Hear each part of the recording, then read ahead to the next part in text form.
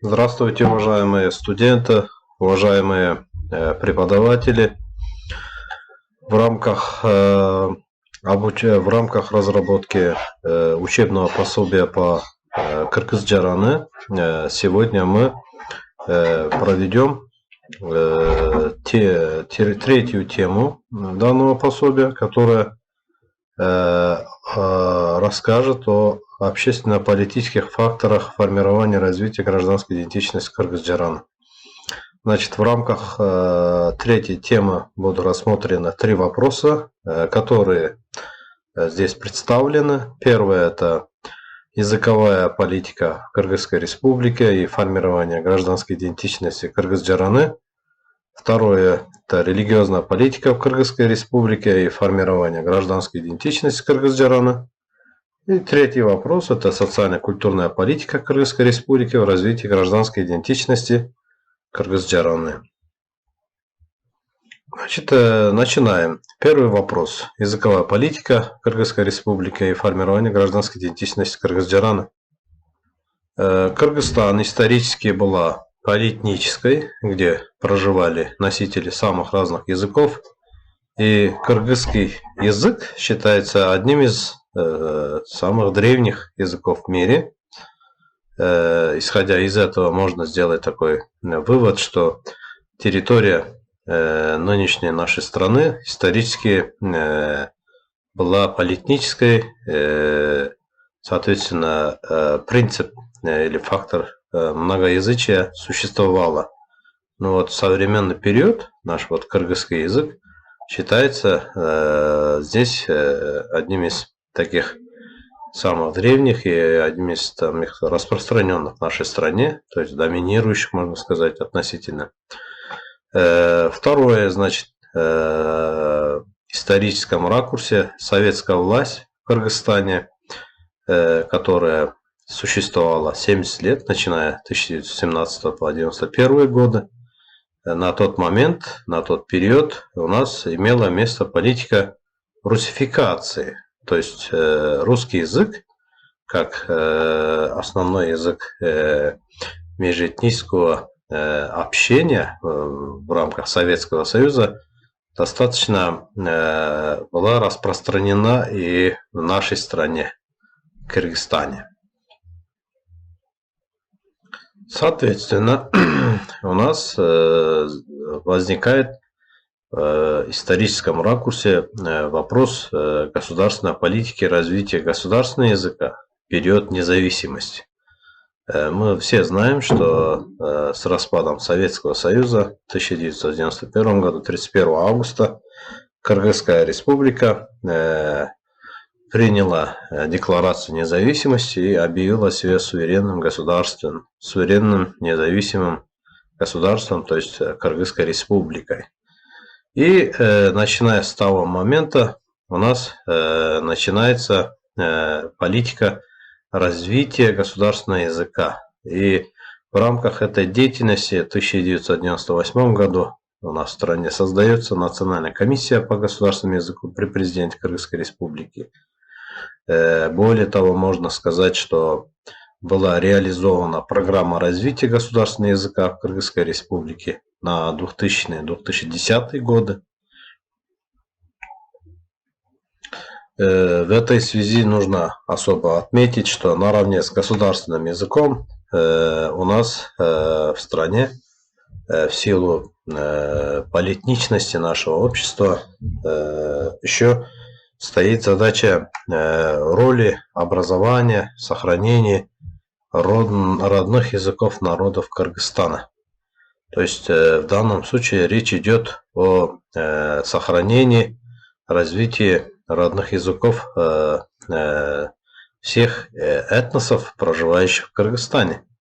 Здесь нужно отметить, во-первых, это повышенное внимание к многоязычному и поликультурному образованию. Тут есть поликультурный принцип, который является определяющим принятой в 2013 году национальной стратегии устойчивого развития Кыргызской Республики, а также в концепции по укреплению единства народа и межэтнических отношений в Кыргызской Республике на период 2013-2017 годы. Роль государственных, общественных и неправительственных структур в развитии многоязычия. Политика развития государственного языка не должна фокусироваться на переходе на монолингвальную среду, а интеграцию двух языковых групп. Это должно начинаться со школы, быть концептуальным. Роль и статус, качество преподавания должны быть высокими. Дети, вне зависимости от их этнической принадлежности, должны получать качественное преподавание родного, официального и государственного языков. Так уже во взрослой жизни эти дети, они будут комфортно коммуницировать на любом из этих языков. Поэтому роль государственных, общественных и неправительственных структур в развитии многоязычия, она очень велика. С учетом все возрастающей тенденции не только региональной, а вот глобальной интеграции, наша страна, наше общество тоже часть этих процессов. И быть многоязычным в нашем обществе именно вот согласно требованиям, стандартам вот новых вызовов в мире, тоже, по сути дела, перспектива для развития нашей страны. Поэтому поликультурное и полилингвистическое образование и развитие тоже является непосредственной такой важной частью государственной языковой политики. Здесь нужно особо отметить также о стратегии развития многоязычия и государственного языка в Кыргызской республике. Значит, существовала, точнее, национальная программа развития государственного языка и совершенствования языковой политики в Кыргызской республике на 2014-2020 годы, принятая в 2013 году. Об этом мы выше тоже отмечали. И здесь нужно особо отметить о целенаправленности данной программы, достижении и оценивании языковых способностей государственных чиновников. То есть государственные и муниципальные служащие Кыргызской республики, согласно национальному законодательству, обязаны владеть как устно и письменно государственным языком. И вот это так называемое делопроизводство в государственных муниципальных органах в основном они ведутся на государственном языке и на официальном также языке. Поэтому в этой связи у нас в стране организовано вот в рамках той программы, национальной программы развития государственного языка и совершенствования языковой политики Кыргызской республики государственное учреждение под названием Кыргызтест. Все государственные служащие, муниципальные служащие, которые работают на государственной муниципальной службе страны, они обязаны проходить Кыргызтест на предмет знания государственного языка. Поэтому вот этот момент у нас в стране достаточно актуально и требовательно, можно сказать. Из Конституции Кыргызской республики, значит, статья 1, пункт 5 гласит, что народ Кыргызстана составляет граждане всех этносов Кыргызской республики, а статья 13, пункт 3 гласит, представителям всех этнических групп, образующих народ Кыргызской республики, гарантируется право на создание условий для сохранения, изучения, развития родного языка. И статья 21, пункт 4, государство обеспечивает межэтническое, межконфессиональное согласие. То есть здесь мы явно видим, что в основном законе страны Конституции именно вот фактор политичности и поликультуры и межэтнического, межконфессионального согласия, оно все предусматривает в рамках интеграции, да, в рамках единства. Также позвольте отметить из концепции Кыргыз-Жараны, так называемой концепции развития гражданской идентичности Кыргыз-Жараны. Вот там есть третье, так называемое преимущественное направление, которое гласит развитие и продвижение государственного языка, сохранение развития многоязычия. Вот третье приоритетное направление концепции Кыргыз-Жараны ставит о том, что развитие многоязычия связано с сохранением и развитием родного языка каждого этноса, проживающего в Кыргызстане. То есть особо отмечает, признает этот факт. Второе, это официальный русский язык продолжает занимать важное место как язык межэтнического общения и сохраняет свою востребованность в жизни общества. И третье, это необходимо развивать и внедрять многоязычное образование, которое способно формировать кыргыз-жараны как граждан, свободно владеющих родным, государственным, официальным, иностранными языками. Все эти реалии и все эти перспективные задачи по улучшению языковой среды, они как раз и прописаны вот в третьем приоритетном направлении концепции Кыргыз-Жараны. Тут нужно особо отметить, что развитие и продвижение государственного языка, сохранение развития многоязычия предусматривает развитие государственного языка, совершенствование методики и повышение качества преподавания государственного языка, а также продвижение и стимулирование овладения гражданами государственным языком, сохранение и развитие многоязычного образования, возможности для владения официальным, родным и иностранными языками. Все это у нас имеется в третьем приоритетном направлении концепции Кыргыз-Жараны. Значит, уважаемые слушатели, мы завершаем первый вопрос и переходим на второй вопрос третьей темы, которая о религиозной политике Кыргызской Республики и формировании гражданской идентичности Кыргыз-Жараны.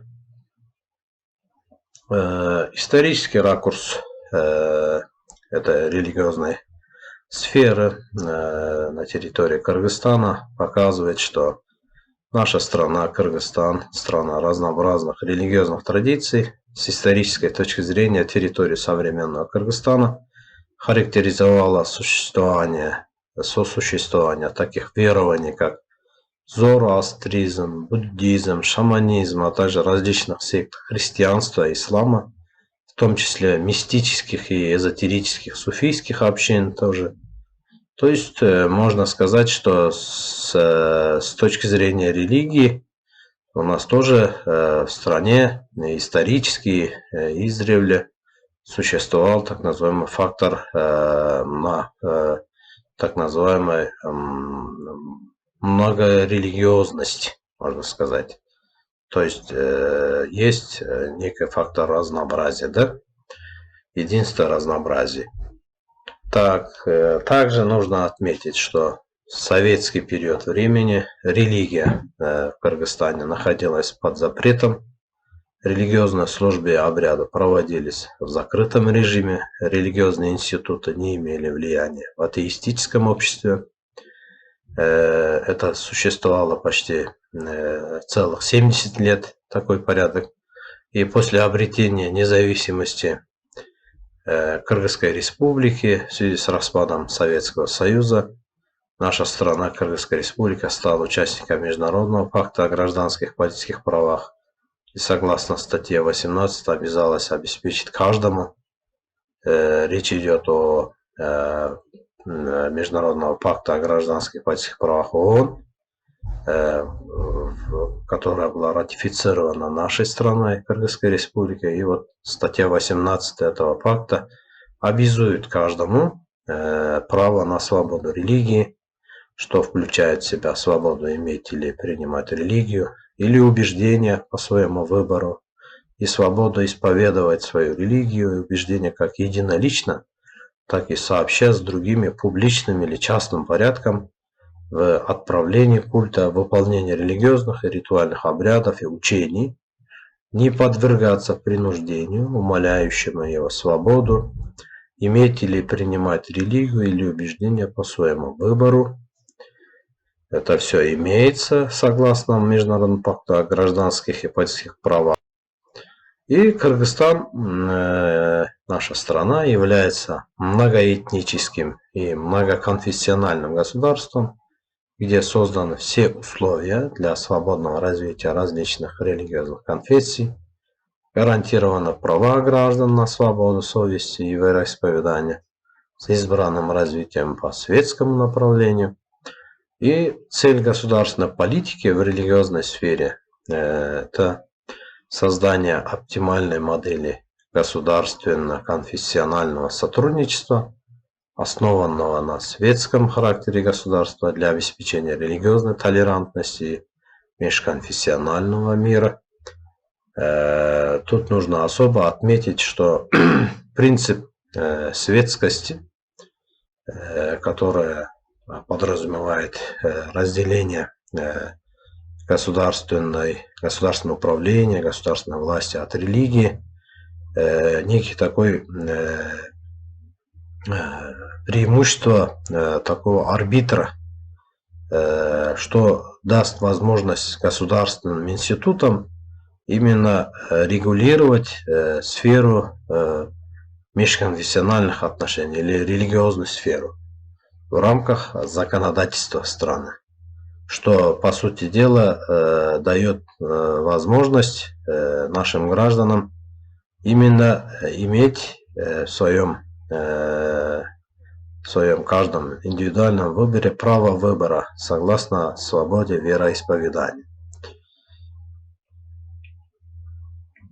Государство предоставляет человеку право выбора, но тем самым обязуется защищать его, несмотря на его религиозную, этническую и гендерную принадлежность, полагаясь на гражданско-правовые основы, установленные в законодательстве страны.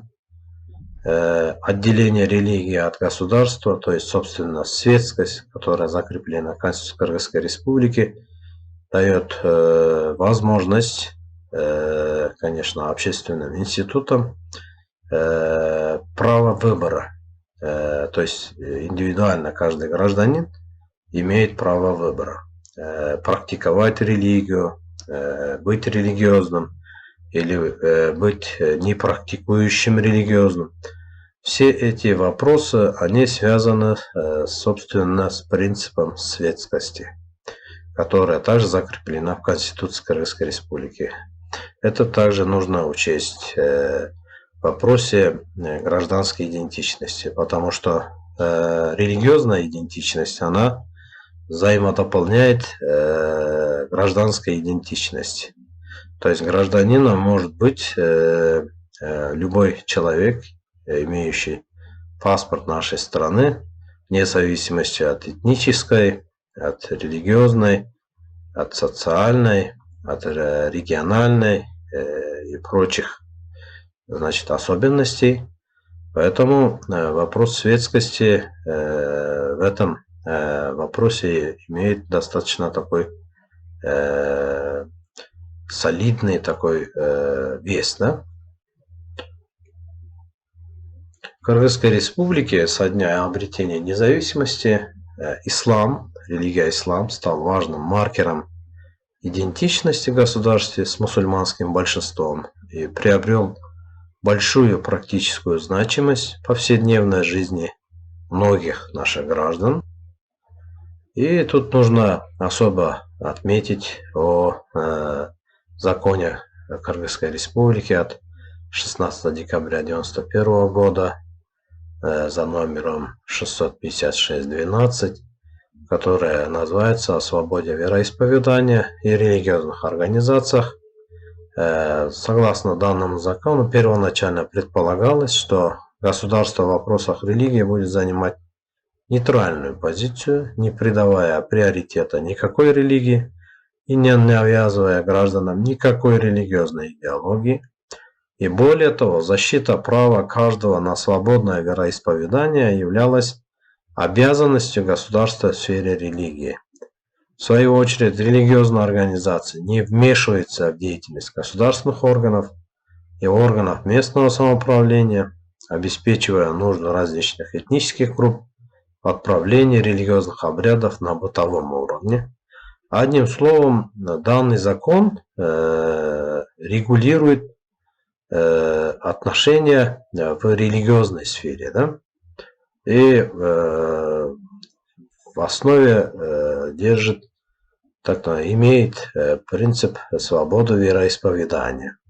То есть все религиозные организации, функционирующие на территории Кыргызской Республики, руководствуются данным законом, да, в основном. Так. Однако в реальности политика либерализма, либеральность обратилась во вседозволенность, что привело к неконтролируемому увеличению числа мечетей, религиозных школ, а также появлению разнообразных религиозных течений в стране. К примеру, на момент обретения независимости, то есть к 1991 году, в Кыргызской Республике функционировало 39 мечетей, а к 2020 году число официально зарегистрированных мечетей составило 2669. Уже можете обратить внимание, насколько большие цифры. И в качестве подтверждения тут приводится диаграмма о религиозных организациях Кыргызской Республики на 1991-2020 годы. Но вот как вы видите в диаграмме, что в 1991 году показатель очень минимальный. Но начиная с 2008, 2014, 2020 году, 2020 году идет резкий скачок количества исламских учреждений, да и христианские тоже, в принципе, они имели прирост. Кроме этого, нужно отметить, что в стране имеется еще буддийская община, еврейская община, община Бахаи и другие. То есть многорелигиозный фактор все имеет место быть в стране. Нужно отметить, что подавляющее число верующих мусульман, это 82% в Кыргызской Республике, это мусульмане, сунниты, ханафитского масхаба в основном. Христианам относит себя 16% верующих из числа наших граждан. Также имеются протестантские движения, баптисты, пятидесятники, адвентисты и малочисленные группы бахаи, иудеев и буддистов. Еще такой анализ в современном кыргызском обществе. Весьма схематично можно выделить 4 основных групп имеющих отношение к религии. Во-первых, это преимущественно светская, политическая, экономическая, интеллектуальная элита Бишкека. Это когда-то доминирующая группа постепенно теряет свои позиции в менее светском обществе. Во-вторых, существует большая группа националистически настроенных граждан Кыргызстана, которые все чаще принимают умеренный ханафитский ислам как часть своей идентичности, и представители этой группы становятся все больше и больше день ото дня. В-третьих, есть исламские течения и миссии, представители которых пытаются обратить существующих мусульман в более консервативные версии ислама, ратующие за радикальные идеи введения шариата в Кыргызстане. И в-четвертых, существуют ратующие за тенгрианство как истинную ипостась кыргызов. То есть у нас в обществе еще имеет место деятельности так называемых тенгрианцев, тенгерчилер, которые тоже входят в так называемое противоречие с другими представителями других конфессий, особенно с мусульманами, да? Тут может быть возникать у вас вопрос, какие общественные организации или государственные органы они занимаются в религиозной сфере. Тут есть Государственная комиссия по делам религии Кыргызской Республики, сокращенно ГКДР. Вот это государственный орган, который непосредственно занимается в сфере религии. Кроме этого, есть общественная организация, известная Духовное управление мусульман Кыргызстана, в народе известная более как муфтиат. Следует отметить, что основная задача муфтията продвигать ханафитский и суннитский ислам как традиционную форму ислама, практикуемую в нашей стране. Следует отметить, что ГКДР, Государственная комиссия по делам религии, имеет право отказывать в регистрации религиозным группам, если они считаются угрозой национальной безопасности, социальной стабильности, межэтническому и межконфессиональному согласию, общественному порядку, здоровью или нравственности, так как это государственный орган, непосредственно имеющий функциональную обязанность провести государственную политику в религиозной сфере. Проблема религиозного экстремизма и терроризма тоже имеет место быть в стране. Концептуальные документы Кыргызской республики по государственной политике в сфере религии были приняты в 2006, 2008, 2014 и 2021 годах. Они все были направлены на раннее предупреждение, предотвращение, распространение религиозного экстремизма, терроризма. В этой связи мне стоит особо отметить, что имеется официально объявленная Государственная комиссия по делам религии, Министерством внутренних дел, список запрещенных деструктивных террористических экстремистских организаций, число которых более 20, если более точно, если так вспомнить по памяти, это 22 таких организаций, большинство которых имеют все-таки религиозный характер, да? Поэтому нужно строго придерживаться ханафитского мазхаба, матуридийской акиды, чтобы не сбиваться и чтобы не становиться жертвой этих религиозного экстремизма, терроризма, вербовщиков этих направлений. Да? Так, мы, значит, завершаем на этом второй вопрос и приступаем к третьему вопросу, третьей темы, которая о социально-культурной политике Кыргызской республики в развитии гражданской идентичности Кыргыз-Джараны. Так, вот здесь как раз вам представлено более детально, сколько у нас этносов в стране проживает, этнический состав, общее количество населения 7 миллионов, но тут кыргызы составляют 74-75%, но другие тоже есть этносы, узбеки, уйгуры, русские, дунгане, татары, казахи, таджики, турки, другие этносы, более 100 этносов у нас. То есть это еще раз указывает на то, что у нас страна полиэтническая. По этой причине у нас существует государственная политика, которая реализуется в сфере межэтнических отношений, укрепления единства народа и формирования, развития гражданской идентичности. Что такое Кыргыз-Джараны? Это гражданин Кыргызской республики, который имеет права и обязанности в соответствии с Конституцией Кыргызской республики, независимо от этнической, религиозной, социальной, региональной принадлежности. Кыргыз-Джараны исходит из названия страны Кыргызская республика, является общегражданской идентичностью, объединяющей все этнические сообщества при сохранении ими своей этнокультурной идентичности. Концепция Кыргыз-Джараны – это концепция социального сплочения единого народа Кыргызстана, состоящего из разных этносов и этнических групп.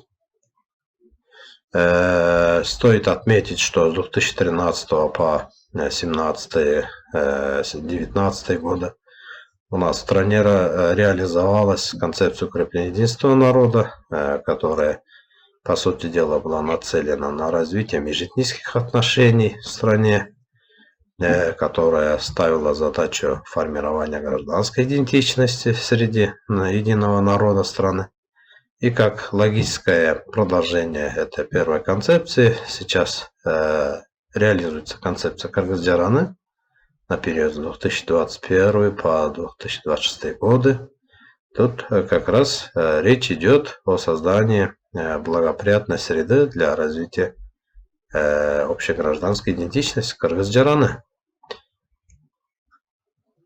Вот здесь она представлена, основное приоритетное направление концепции Кыргыз-Джараны. Первое – это формирование осознанного понимания гражданской идентичности Кыргыз-Джарана. Второе – это укрепление единства народа Кыргызстана, повышение толерантности, сохранение уважения к ценностям, многообразия. Третье – это развитие, продвижение государственного языка, сохранение, развитие многоязычия. Четвертое – это создание равных условий, доступа к управлению и процесса принятия решений. Пятое – это повышение доверия к политическим институтам и органам государственной власти.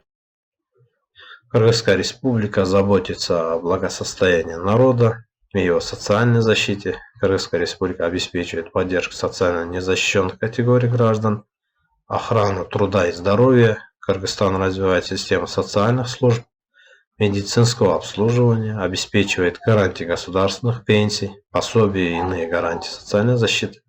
То есть наша страна является, по сути дела, социально ориентированным государством, что делает хорошую возможность нашим гражданам иметь, пользоваться такими преимуществами согласно законодательству и согласно государственной политике нашей страны.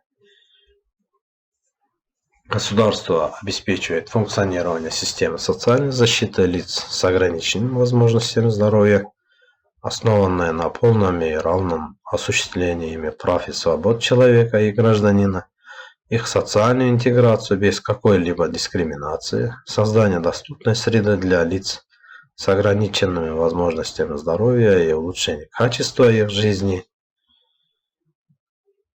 Кыргызстан также уделяет огромное внимание сфере образования. Образование должно быть направлено на полное развитие человеческой личности, осознание собственного достоинства и должно закреплять уважение к правам человека и основным свободам. Каждый имеет право на образование. Основное общее образование обязательно у нас в стране. Каждый имеет право бесплатно получить дошкольное, основное общее, среднее общее, начальное профессиональное образование в государственных образовательных организациях. Образование должно дать возможность всем быть полезными участниками свободного общества, способствовать взаимопониманию, терпимости и дружбе между всеми этносами, всеми расовыми, этническими, религиозными группами. Государство заботится о развитии культуры народа Кыргызстана, сохраняя обычаи и традиции, не ущемляющие права и свободы человека. Государство охраняет историческое, материальное, духовное наследие народа Кыргызстана. При этом государством принимаются все меры для обеспечения полноценного участия представителей этнических сообществ в социально-экономической жизни страны. Этнический плюрализм в бизнесе во имя укрепления единства и согласия между разными этносами, создаются новые рабочие места в различных отраслях экономики в целях снижения внутренней и внешней их миграции. То есть здесь мы можем особо заметить, что государством проводится достаточно эффективная политика, именно социально-культурная политика по поддержанию, по развитию наших граждан, да, можно сказать. Ну и на этом третий вопрос, третья тема учебного пособия Кыргыз-Джарана завершаем. Вам большое спасибо за внимание. Хочу особо отметить, пользуясь случаем, что вне зависимости от этнической, религиозной, социальной, региональной и прочей принадлежности, все мы, имеющие паспорт на Кыргызской республике, являемся гражданами Кыргызской республики, и у нас во всех наших гражданах, в сердцах должна присутствовать чувство общегражданской идентичности, что мы все кыргыз-джараны. Поэтому я надеюсь, что наша сегодняшняя третья тема, лекция, она принесет вам достаточно хорошего знания в плане осмысления и дальнейшего именно распространения этой инициативы, этой идеологической ценности среди своих сообществ, да, среди своих близких. Большое спасибо.